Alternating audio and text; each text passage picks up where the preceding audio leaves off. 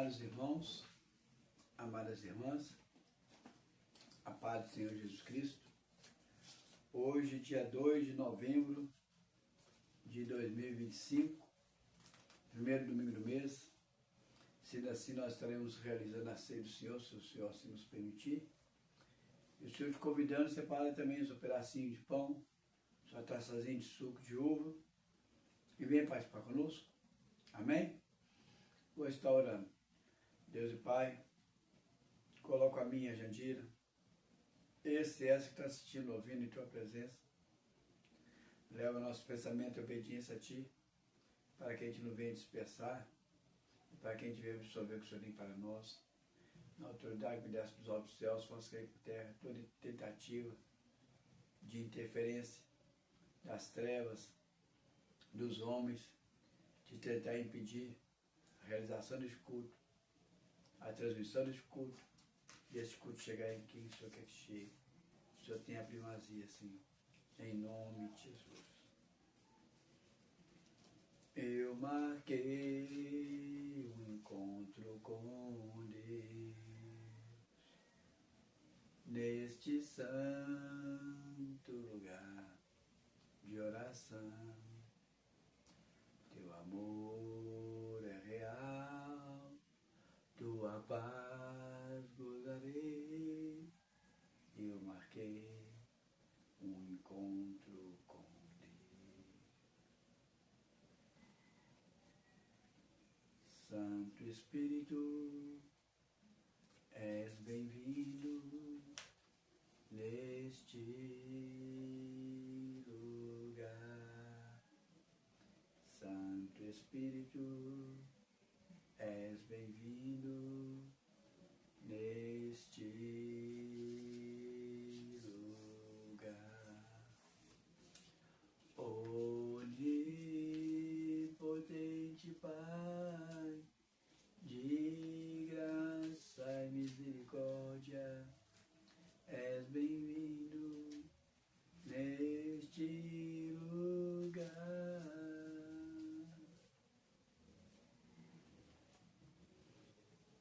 Deus está aqui, aleluia. Tão certo quanto aqui eu respiro, tão certo quanto a manhã que se levantará, tão certo quanto eu lhe falo e podes me ouvir, tão certo quanto eu lhe falo, tão certo quanto eu lhe falo, tão certo quanto eu lhe falo e podes me ouvir. Vamos estar agora fazendo os pedidos de oração. Faça teu pedido de oração em pensamento. O Senhor contempla. Deus e Pai, coloca o Senhor nesse pedido que está sendo formulado em pensamento por essa que está assistindo. Coloca, Senhor, em Tua presença, o pedido de oração que está na minha mão direita. Coloca os pedidos de oração que está aqui nessa caixinha em Tua presença. Na autoridade que me desce dos céus. Impeço todo e qualquer tipo de interferência das trevas, de estar tentando atrapalhar. Nós estamos colocando diante de Ti, Senhor. Então nós esperamos que o Senhor responda, que o Senhor haja, segundo o Teu querer, segundo a Tua vontade, em nome de Jesus. Amém. Domingo passado, foi uma batalha muito grande para a gente realizar o culto. Primeiro, estragou o meu notebook. Era o único canal que eu conseguia acessar o meu Face e o meu YouTube. Com isso, só pude transmitir pelo Face da Jandira, somente os seguidores dela assistindo. Eu não pude transferir para o meu, e nem no Facebook, nem no YouTube meu. Em segundo lugar, houve uma interferência de queda de luz. Com isso, houve um rompimento da transmissão. Tentamos fazer a junção. O primeiro vídeo que eu mandei, no meio do caminho ficou mudo. Mandei o segundo, achei que tinha consertado, ficou mudo também. Aí tive que mandar fazer o terceiro, separando as duas partes. Mas o que importa é que está ali, registrado. e Deus abençoando, o meu notebook estando pronto, eu posso fazer a transmissão do da Jandira para o meu, para estar registrado também para os meus seguidores. E peço a Deus que dessa vez não tenha nenhum problema, que a gente já possa transmitir normalmente. Amém? Colocar também em oração, de uma maneira especial, a Eliângela, pelo procedimento que ela vai passar, Deus possa estar abençoando. Deus e Pai, coloca a Eliângela na presença do Senhor, abençoa ela, ó Pai. O Senhor pode fazer um mover no sobrenatural, mas se o Senhor não quiser que seja no sobrenatural, o Senhor pode usar, ó Deus, os médicos, os equipamentos, os remédios, a equipe, para poder fazer o melhor para ela, Pai. Abençoa em nome de Jesus. A mensagem que Deus me deu no coração para falar hoje sobre guerra psicológica promovida por Deus. Quando a gente fez, já até guardei, só que eu tinha esquecido de especificar o nome da gente da Eliane, aí fiz uma oração específica para ela. Quando a gente fala de guerra psicológica, a gente vê nessas situações que tem, principalmente política, competição comercial, costumam falar muito nisso sobre um cônjuge, o ser humano provocando guerra psicológica contra o ser humano. Quando a gente ouve falar de guerra psicológica no mundo espiritual, a gente fala que o diabo, ele é mestre em fazer guerra psicológica. A guerra psicológica, ela está dentro do campo imaginário e não real. E o diabo, ele é mestre em criar situações imaginárias para você ter um ataque psicológico que você... Mas eu vou falar aqui sobre guerra psicológica provocada por Deus. Deus provocando uma guerra psicológica. Você fala assim, não, isso aí não é coisa de Deus, não. Isso é coisa ruim, é coisa do diabo, isso é coisa do homem. Olha para vocês verem aqui, uma guerra psicológica que fez fugir um exército inteiro, em 2 Reis. 2 Reis,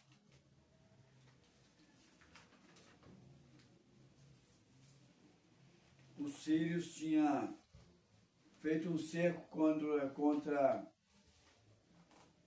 Jerusalém. A cidade estava sitiada. De repente não tinha como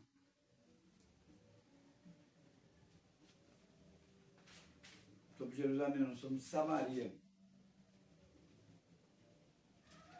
Não tinha como interferir.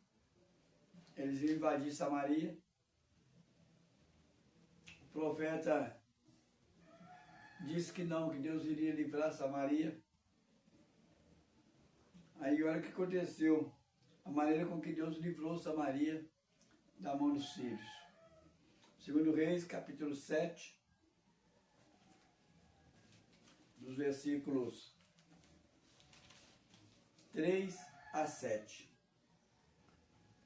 4 homens leprosos estavam à entrada da porta, os quais disseram uns aos outros: para que estaremos nós aqui, sentados até morrermos?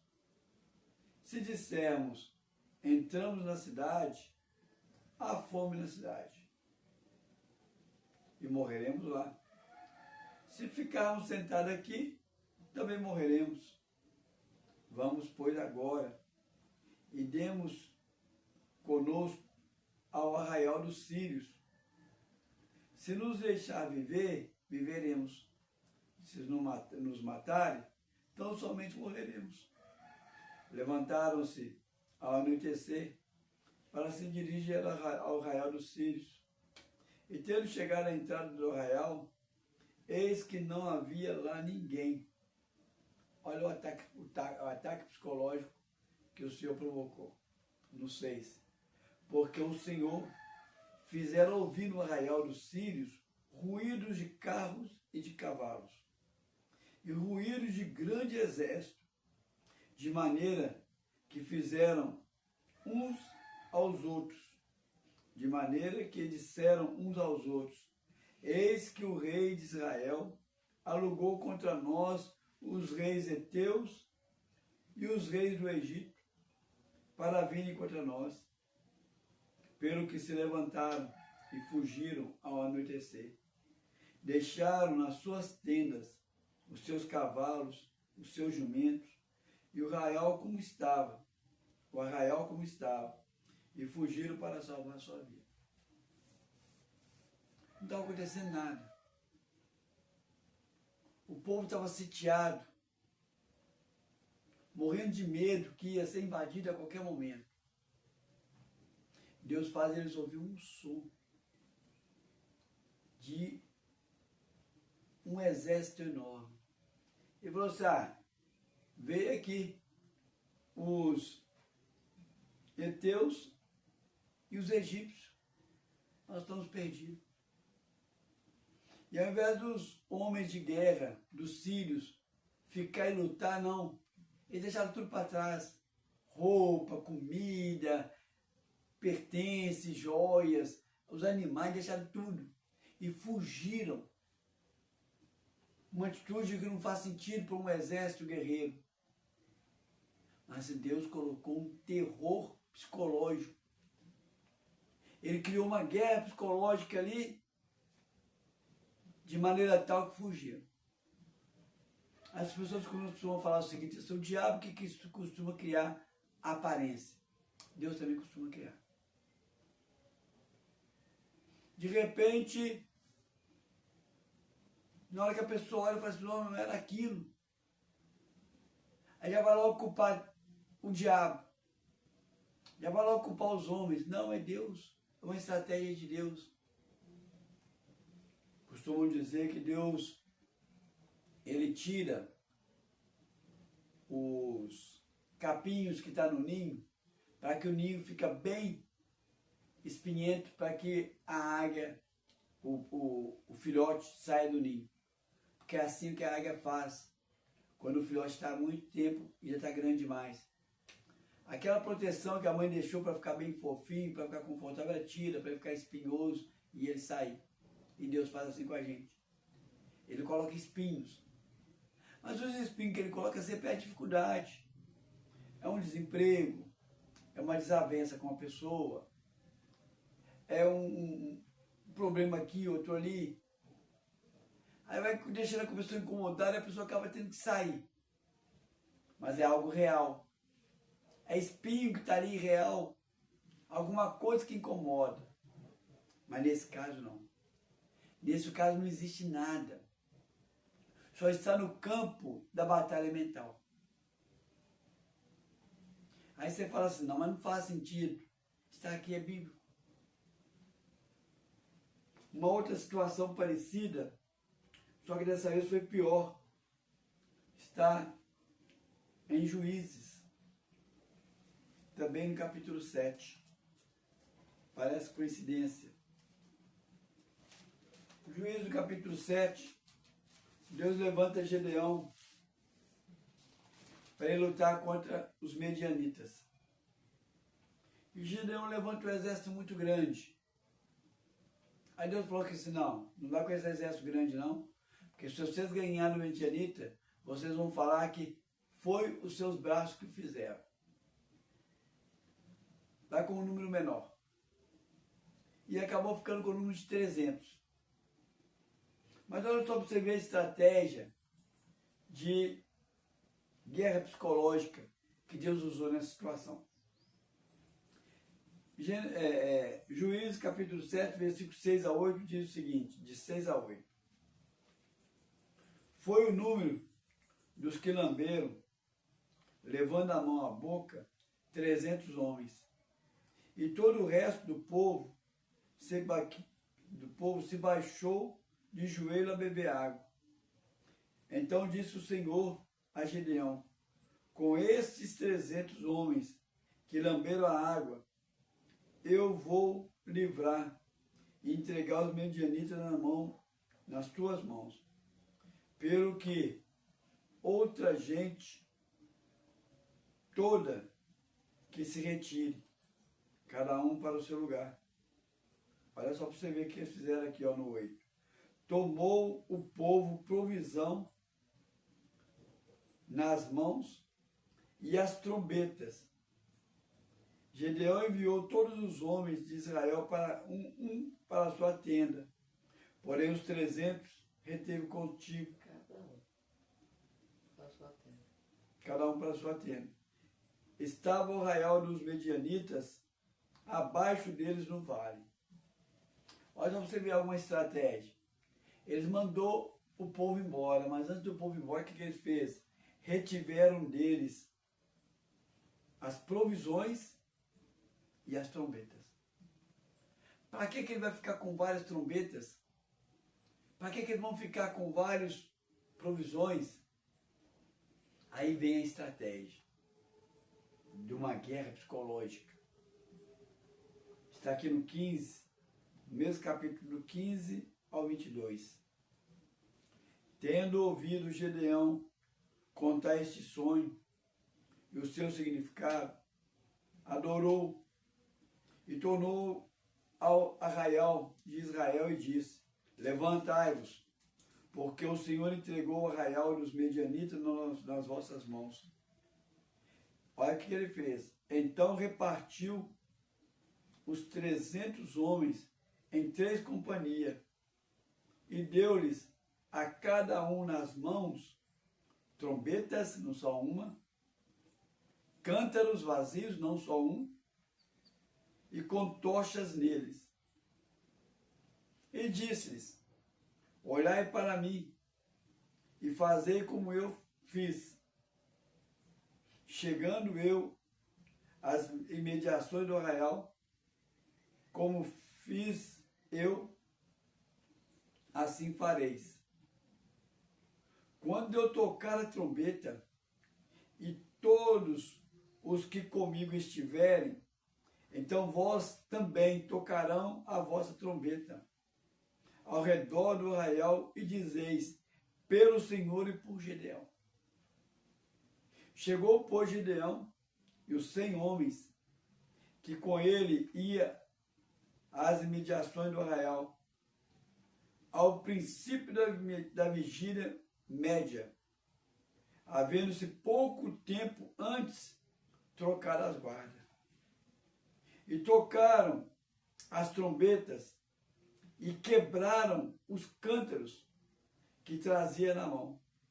Assim, tocaram as 3 companhias as trombetas e despedaçaram os cântaros e seguravam na mão esquerda as tochas e na mão direita as trombetas que tocavam.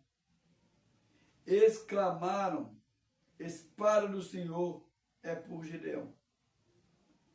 E permaneceu cada um no seu lugar ao redor do arraial, que toda deitou a correr e a gritar e a fugir. Ao som das 300 trombetas, o Senhor tornou a espada de um contra o outro. E isso em todo o arraial, que fugia rumo a Zerera, até Bet-Sita, até o limite de Abel-Meolá, acima de Tabat. Olha para vocês verem. Lá, o exército fugiu, deixando até mesmo a arma para trás. Aqui, aconteceu algo estranho. Você vê nos filmes de guerra, que quando o povo começa a querer fugir, fica aqueles querendo avançar. E tem general, tem comandante que ameaça aqueles covardes que estão querendo fugir de matar. Aqui não fala, mas parece que aconteceu algo assim. Entrou um pânico generalizado e eles não apenas fugiu como naquele outro caso. Eles começaram a matar uns aos outros. Eles começaram na fuga, enquanto fugiam, lutar uns contra os outros. Eles foram eliminando em si uns contra os outros. Depois Israel somente teve que correr atrás deles e matar o restante, o que sobrou. Mas o terror aqui psicológico, a guerra psicológica foi tão forte, que eles não apenas fugiram, como eles desentenderam entre si e foram matando no caminho uns aos outros. E aqui também não existiu algo real. Gedeão, dirigido por Deus, ele fez algo estratégico. Porque normalmente para cada companhia existe um atalaia para tocar o chofar, para tocar a trombeta. Se estavam em 300 homens tocando a trombeta, dava a entender que existia 300 companhias.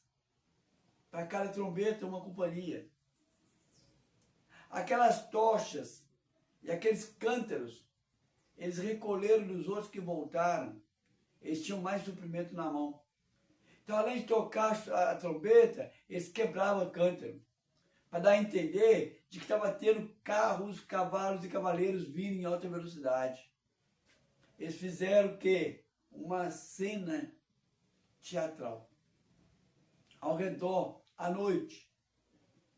E mais ainda, logo depois que houve a troca da guarda. E estrategicamente, aqueles que passaram a noite atento, não ouviu barulho de ruído nenhum, mas os que chegaram estavam ainda se organizando, não sabia da situação. Eu trabalhando muitas vezes na área de porteiro, eu só começo a tomar noção do contexto 1 hora depois, porque você vai ver uma coisa, vai ver outra coisa, vai ver outra situação. Então, no momento que você está assumindo o serviço, você está indo em observação, você não sabe de nada. Aí o que dá a entender é que os outros anteriores não passou para ele a informação. Olha, eles estão fazendo barulho, eles estão envolvendo, falou para eles. Deu a entender para eles o seguinte assim, olha, já estava se armando e não fui informado. E aí foi debandada, generalizada. Mas além de ter a debandada, teve o quê? Um matando o outro. Mas tem um outro também que eu acho super interessante, que é o ápice de todos. Ele está aqui em Josué, um pouquinho mais atrás. Josué, capítulo 2. Josué, capítulo 2, versículos 8 a 11. Olha como que Deus usou de uma estratégia para fazer uma guerra psicológica. Josué, já estava lá e sai de lá. Josué 2, de 8 a 11. Olha o que Raabe falou para esses homens. Ouvindo isso, desmaiou-se o nosso coração. Raabe está contando. Não, começa com 8. Antes que os espias se deitassem, foi ela ter com eles ao eirado e lhes disse: bem sei que o Senhor vos deu essa terra e que o pavor que infundes caiu sobre nós e que todos os moradores da terra estão desmaiados, porque temos ouvido que o Senhor secou as águas do mar diante de vós, quando saíram do Egito, e também o que fizestes aos 2 reis dos amorreus, Sehom e Og, que estão além do Jordão, os quais destruístes. Ouvindo isso, desmaiou o nosso coração, e ninguém mais há ânimo algum por causa da vossa presença, porque o Senhor vosso Deus é Deus acima dos céus e abaixo da terra. Muito interessante que ela falou assim, olha, nós estamos morrendo de medo porque vocês mataram aqueles reis amorreus, Aquilo tinha acontecido há pouco tempo. Eles chegaram ali, eles eliminaram o oponente, foi uma notícia há pouco tempo. Mas ele contou uma notícia que aconteceu há 40 anos atrás. Vocês atravessaram o Jordão a pé seco. Mas atravessaram o Jordão foi 40 anos antes. Durante 40 anos, o povo daquela terra ficou com medo deles pelo que Deus fez. Não só pelo que Deus fez atravessar, mas também pelo que Deus fez no Egito. Porque o Senhor falou na época do Egito, vou fazer algo no Egito que vai mostrar para todo mundo o meu poder. Cada praga daquela foi ecoada nos quatro cantos. Cada ação que Deus fez foi ecoada nos quatro cantos. Mas quando o povo chega perto do mar, Deus abre o mar. O que significa? Deus tinha criado uma estratégia de guerra psicológica para o povo tomar posse da terra. O que o povo fez? O povo inverteu. Eles é que ficaram sentindo no meio de um terror. Por quê? Porque eles viram aquele povo, ouviu falar de que aquele povo, de que aquela cidade era muito numerosa e passaram a ter medo. Ao invés de eles aproveitar a estratégia de guerra psicológica que Deus montou, não. Eles ficaram com medo e recuaram. E por isso ficaram 40 anos no deserto. Mas esse medo que Raabe fala, embutido nele, ela fala, todos sabem o que foi feito lá no Mar Vermelho. Algo que aconteceu 40 anos antes. Se eles 40 anos depois estavam com medo, imagina na época. Assim que estava quentinho, que o povo recebeu notícia de que Saraiva caiu, que piolho, que o sol enegreceu, tudo aquilo que Deus fez. Era muito mais fácil o povo invadir e tomar posse da terra, porque a notícia estava fresquinha. Eles acabaram de atravessar o Mar Vermelho ali agora, o Mar Vermelho abriu para eles passar. O povo estava morrendo de medo, em pânico. Mas eles não aproveitaram a situação. Por isso ficaram 40 anos. Mas agora aqui não. Aqui Raabe novamente conta que o povo continuava com medo. O terror estava tomando conta. Mas se não bastasse isso, Deus aumenta a guerra psicológica. Olha o que ele faz em Josué capítulo 6. O povo já está em pânico. Não estão dormindo. Já não estão fazendo mais planos. Já estão sabendo que eles vão ser destruídos. Olha o que Deus faz. 6, versículo 1 ao 5.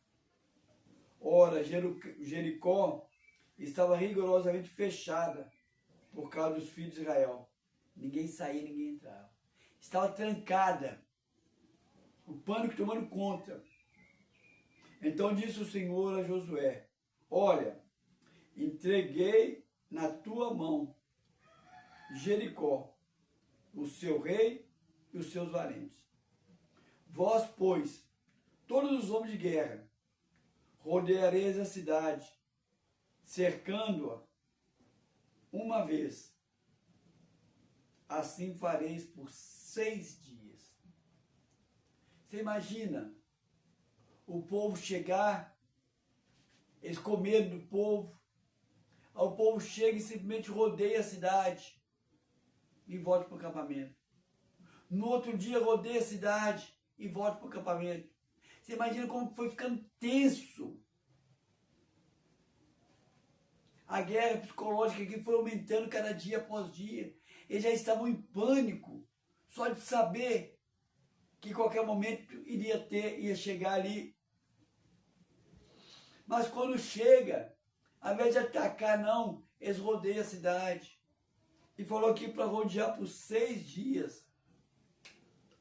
Aí no 4 diz assim, 7 sacerdotes levarão 7 trombetas de chifre de carneiro, como essa. Quando fala que Gideão tocou as trombetas que eles usavam eram o chifre de carneiro. Foi tocado.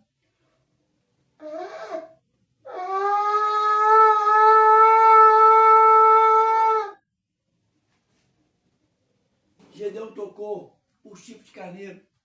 Aqui, 7 sacerdotes, cada um com uma trombeta de chifre de carneiro, deixou bem claro. Ouvindo voz o sonido dela,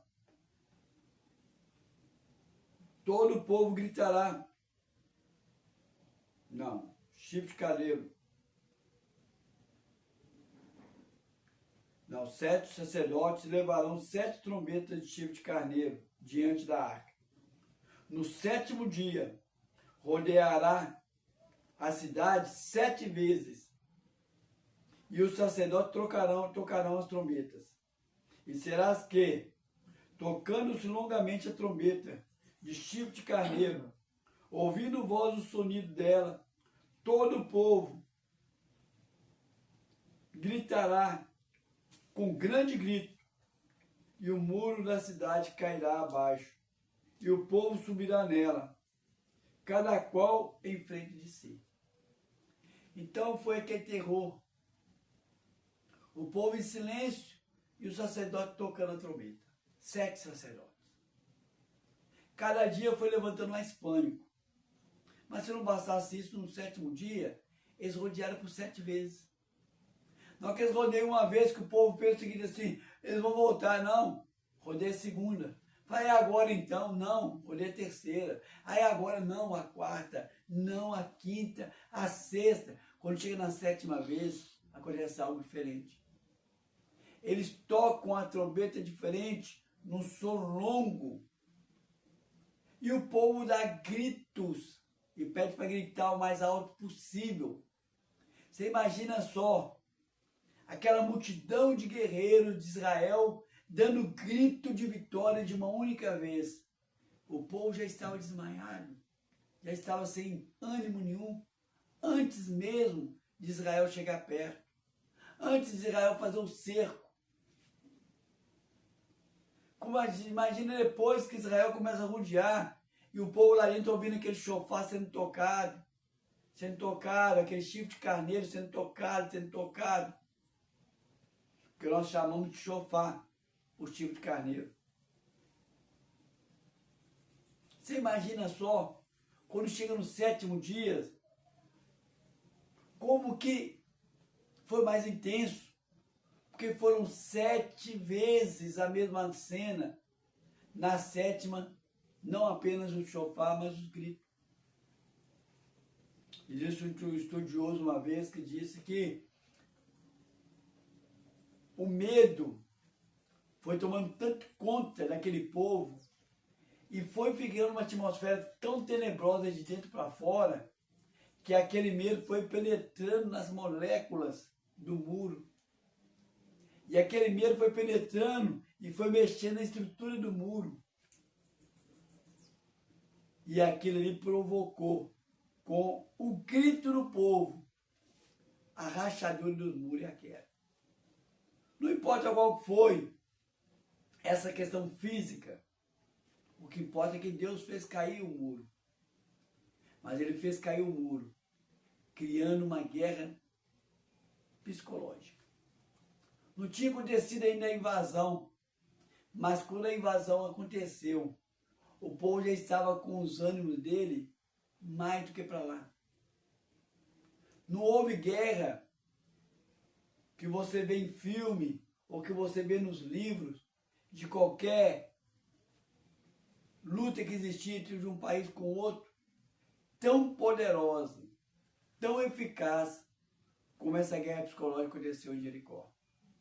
Foi muito maior que aquela guerra psicológica que Deus usou estrategicamente Gedeão para provocar. Foi muito maior que aquela guerra que o Senhor criou psicológica para que aquele exército dos sírios não invadisse Samaria. Aqui foi uma guerra psicológica porque ele usou pessoas físicas, mas para impor medo antes mesmo de acontecer. O diabo costuma fazer isso. A gente costuma falar que tempestade em copo d'água. Uma coisinha boba. O diabo faz uma estrutura para que você entre em pânico e você, antes de acontecer, você fica preocupado e mais que preocupado e vai ficando e faz bobagem. O ser humano faz esse tipo de guerra, mas Deus também faz. Deus também usa dessa estratégia de guerra psicológica, de você ficar em pânico antes mesmo de acontecer. E muitas das vezes com coisas que nem sequer existem. Deus cria. Isso tudo são estratégias. Houve um momento em que Deus virou para Josafá e falou assim, olha, vocês vão ir à guerra, mas vocês não vão guerrear, não. Vocês vão ficar só assistindo. Aí, de repente, houve uma desavença entre os reis lá que estavam lutando contra Jerusalém, e eles começaram a brigar entre si, e Josafá e o exército de Israel, justamente com Josafá, ficou só assistindo os inimigos em grande número matando uns aos outros. Aconteceu de Deus mandar o exército de Davi se dividir, um para um lado, outro para o outro, e de uma maneira estratégica, um atacava, fingia que estava fugindo, para que o povo saísse da cidade e entrasse. Quando você lê ali, você vai ver tanta estratégia de guerra linda que Deus cria, porque Deus é o maior estrategista de guerra que tem. Mas o interessante é que ele usa o ataque psicológico. Por isso, quando você vê algo, quando você sente algo que está para acontecer, olha se vê um ataque psicológico das trevas, se é um ataque psicológico dos homens, ou se é um ataque psicológico de Deus. Deus tirando de você aquelas plumas que está escondendo os espinhos para que você morra. Olha se de repente, mesmo que não aconteça, é Deus fazendo.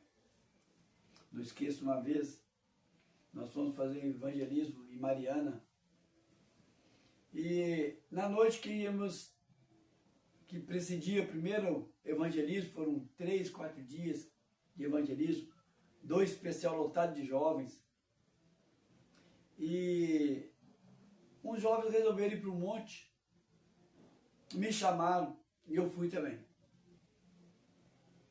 As mulheres queriam ir, mas o líder não quis deixar as mulheres ir, então só foram essas pessoas, acho que foram só 4 pessoas naquela comitiva inteira. Nós chegamos lá para a gente poder orar no monte, na altura da cidade, lá um monte bem alto.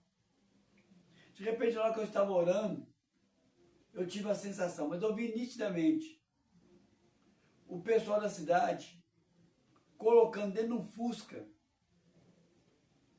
homens com porrete, e esse Fusca subindo aquela montanha para ir contra a gente lutar, para bater na gente.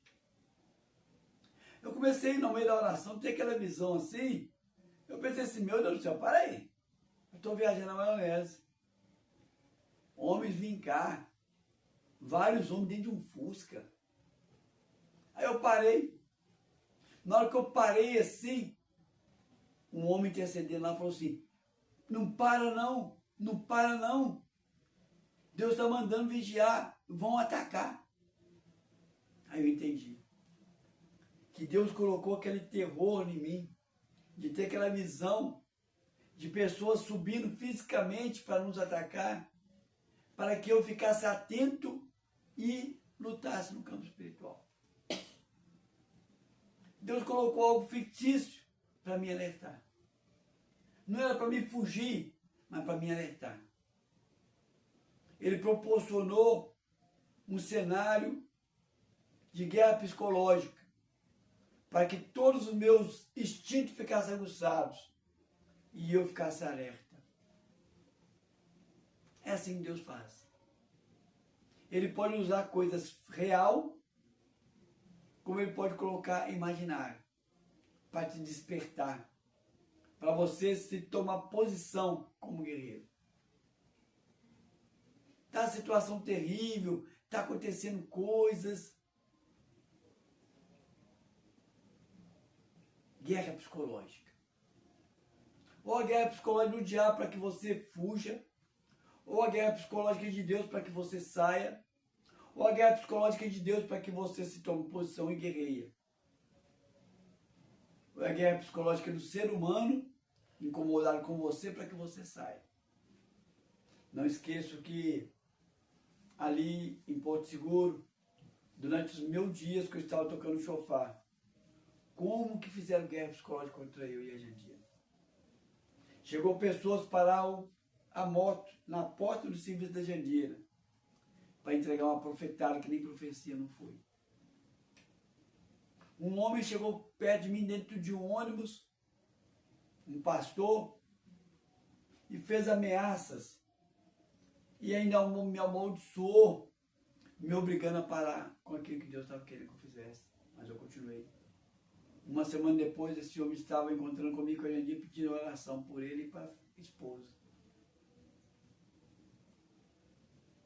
Houve uma feita que eu fui tocar chofar. No caminho que eu tocava chofar, que tinha dois caminhos, um pela ladeira e outro pelo aeroporto. Na hora que eu estou subindo pela ladeira aqui assim, tinha uns andarilhos lá, passando a noite. Eles olharam para mim, me mostraram assim para mim, assim, morrendo de medo. Existia um trabalho no despacho, quase à altura da minha cintura, no caminho preparado para mim. Num outro momento, logo no início, o pessoal achando que eu estava fazendo guerra ali entre facções, mandaram uma pessoa de carro para poder fazer uma guerra psicológica e me trazer e me conduzir lá do monte que eu estava tocando chofar, até próximo da minha casa, lado a lado aquele carro preto, com vidro fechado, vidro Ray-Ban, não via ninguém que estava dentro, e de repente foram acompanhando. Quando viram que se tratava de um crente, foi embora. Quantas e quantas vezes que eles fizeram tentar fazer isso? Pessoas tentar impedir que eu e Jandira continuasse. Mundo espiritual. Aconteceu uma vez aqui, teve acontecendo várias vezes, da minha esposa falar comigo assim, não, vou embora. Não vou ficar não, de jeito nenhum. E Deus me mostrava, ó, o diabo está levantando uma guerra psicológica para desanimar a sua esposa. Mas tem momentos que Deus provoca essa guerra psicológica, ou para você sair, ou para você se armar. Nesse caso também, nós nos armamos, como em outras situações. Você tem que ter um feeling especial. Você tem que ter uma percepção muito aguçada, que pelo seu intelecto você não vai conseguir ver. Pela sua emoção, pior ainda, você não vai conseguir ver. E pela sua vontade também não, porque a sua vontade vai ficar desmaiada. Não importa se é o homem, não importa se é o diabo, não importa se é Deus, você vai ficar desmaiado, você não vai conseguir entender. Você nessa hora você tem que ter uma ligação no mundo espiritual ao Espírito Santo. Para que o seu Espírito Santo te alerte e ele te oriente. O Gedeão passou a fazer essa estratégia. Houve um momento em que um homem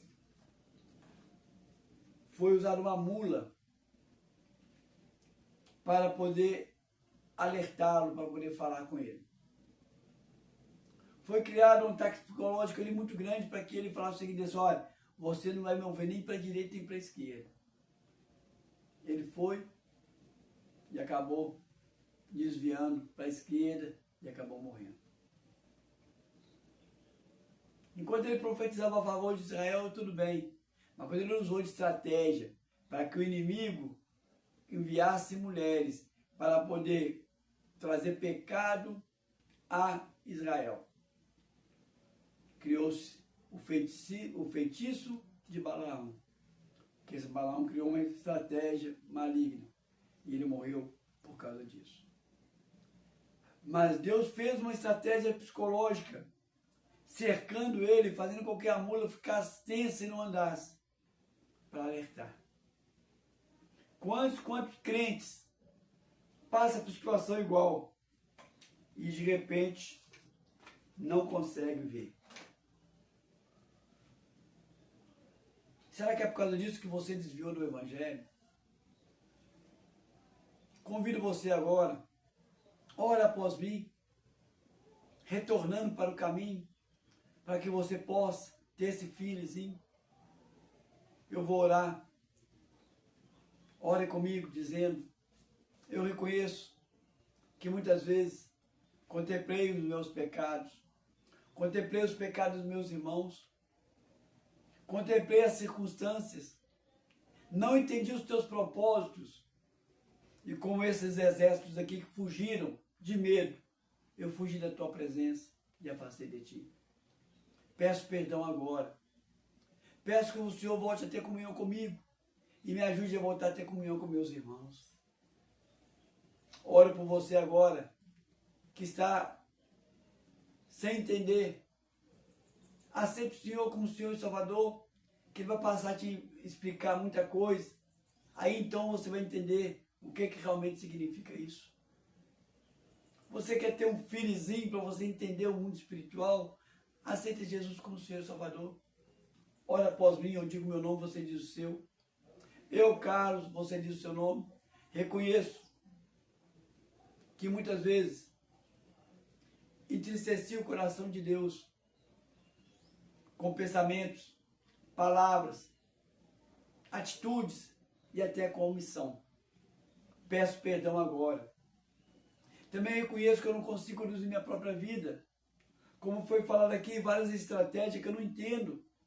Quanto mais ser espelho para as pessoas que eu amo. Por isso eu coloco a mim, tudo que eu tenho, todos que eu amo em tua presença, para o Senhor fazer o que o Senhor quiser. Também peço que o Senhor escreva meu nome no livro da vida. E a partir de agora, eu confesso a Jesus como meu único e suficiente Senhor e Salvador. Amém?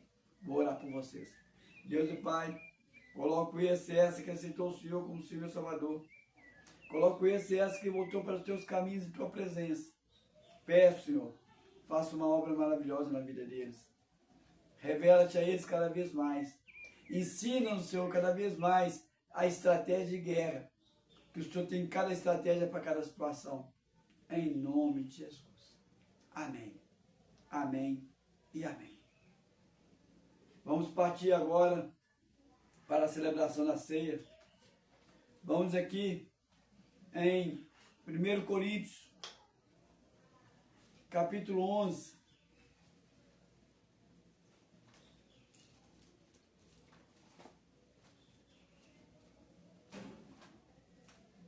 Primeiro Coríntios, capítulo 11, versículo 23.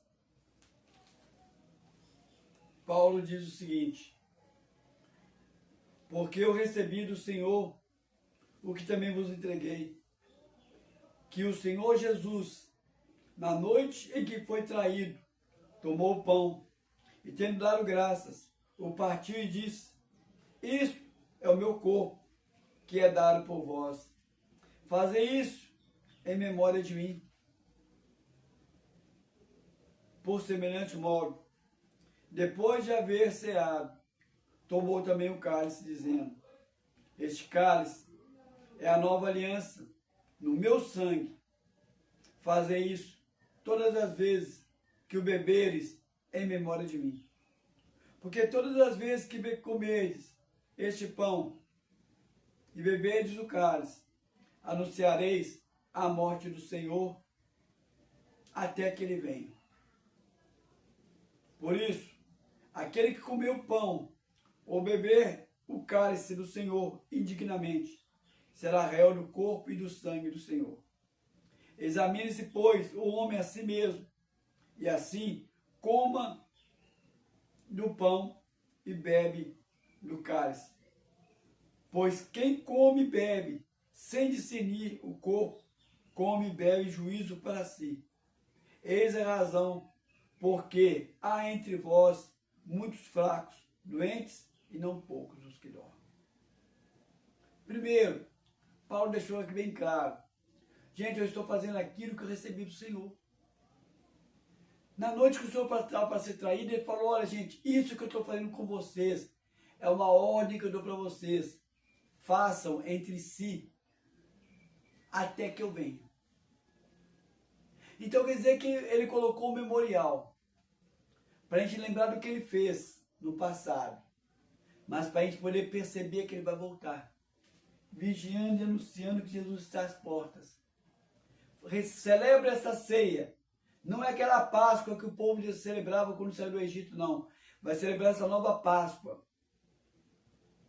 A partir de agora, eu estou fazendo aqui a primeira vez, para que vocês repitam. É uma ordem que eu dou para vocês, assim diz o Senhor aos apóstolos. Paulo chega e fala, gente, eu estou obedecendo aquela ordem que eu recebi, e eu estou passando para você. E agora da mesma forma, eu estou passando para vocês, e vocês vão passar para outros, porque é uma ordenança do Senhor. Você não pode negligenciar uma ordem do Senhor. Mas ele fala bem claro aqui, que é para tomar cuidado, porque na igreja está cheio de pessoas doentes, fracas e mortas, dormindo. Pessoas dormindo é o quê? Aquelas pessoas que desviaram.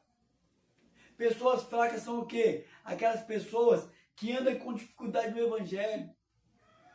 E pessoas doentes são aquelas que? Aquelas pessoas que estão cheias de problemas sérios no meio evangélico. E por que isso está acontecendo? Porque eles estão obedecendo o chamado do Senhor. Eles estão obedecendo a ordem do Senhor. Porque você não pode deixar de obedecer, você tem que participar. Mas estão participando indignamente. Aí traz doença, traz fraqueza e traz desviar do Evangelho. Então não vou poder participar? Assim pensavam os cristãos até pouco tempo atrás. Se você tiver um pecado, não participe da ceia. Mas quem não tem pecado? Sendo que lá nas cartas Paulo diz, João diz, que aquele que não tiver pecado já está mentindo. O que o Senhor está querendo falar aqui? Ele deixa bem claro. Examina-se, pois, cada um e participe da ceia. Ele não fala assim, ó, gente, examina você e aquele que estiver em pecado não participa da ceia, não. Não. Examina cada um a si mesmo. E depois de examinar, participa da ceia. Por que isso? Porque Deus do perdão está aqui. Se Ele te perdoou você quando você estava naquela sarjeta lá, você estava naquele mundão de pecado, por que Ele não vai te perdoar agora? O Deus é o Deus mesmo, ontem, hoje, eternamente.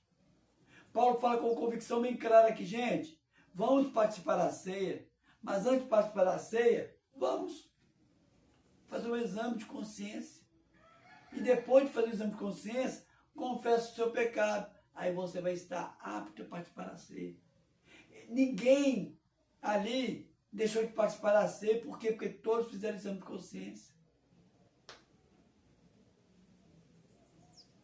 E ele faz algo interessante, que ele repete os gestos de Jesus.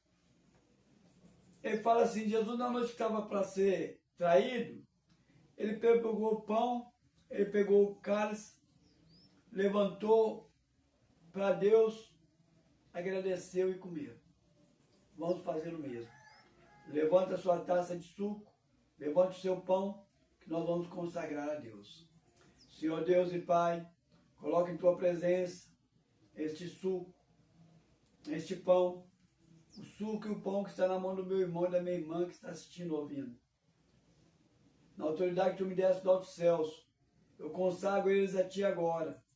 Que no mundo espiritual não seja mais a propriedade, suco e pão, mas sim o sangue do Cordeiro e o corpo do Cordeiro. Que o mundo espiritual, ao ver agora, veja o sangue e o corpo do Cordeiro. Que ao comermos e bebermos, haja cura no nosso corpo físico, haja cura na nossa alma e o fortalecer do nosso espírito. Em nome de Jesus. Em nome de Jesus. Vou estar distribuindo aqui agora. E você aguarda também para comermos juntos e bebermos juntos. Mas antes, vamos fazer aquele exame de consciência. Vamos colocar na presença de Deus nossos problemas, nossas falhas, nossos erros. 1 minuto. Estaremos meditando e colocando na presença de Deus. Em nome de Jesus.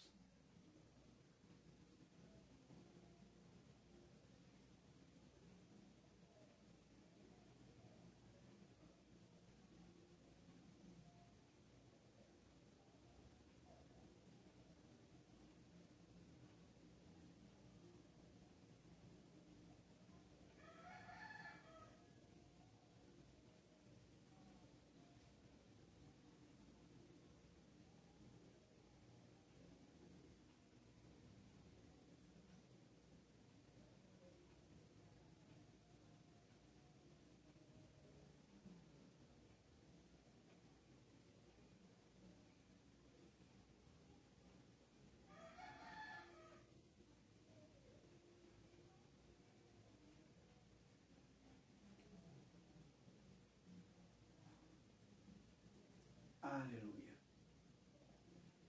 Sendo assim, acreditando no poder do perdão de Deus, comamos e bebamos todos juntos, em nome de Jesus.